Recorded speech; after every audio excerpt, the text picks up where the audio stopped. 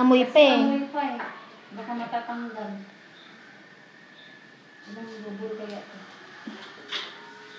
Yung pang glass na ano, wag yung basahan na ano. Yung telang basahan. Hindi naman sa yung basa. Huwag lang yung sobrang basa. Yung basahan na ginagamit ko sa ano, yung malambot. Sa lababo. Oo. Nandun na. Kasi madali lang makatanggal ng mga dumi yun eh. Hinahanap mo yung mga kasama nila.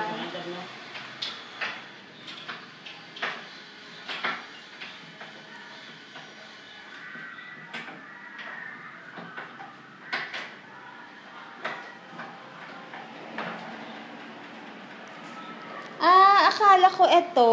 Ay, ito pa. Ito na, tatanggal din to. Ito po, hindi. Ano po nga. Yung ganun po. Parang pintuan ba na yung pit?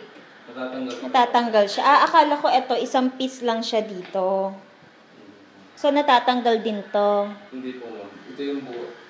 Yung tatlo na inano lang po. Gumagano lang po. Ano gumagano? Ano, hindi to sila magkakahiwalay. Pag tinanggal, nagalayan. Tapos ito, igaling na diretso ba? Parang na-close. Parang pintuan. Nako-close. Kaya madali lang buhatin sa natanggal yung mga termino. Bakit i-close? Parang pintuan lang. Kung malaki na siya, hindi na magagamit. Hindi na magagamit. Ititiklopin.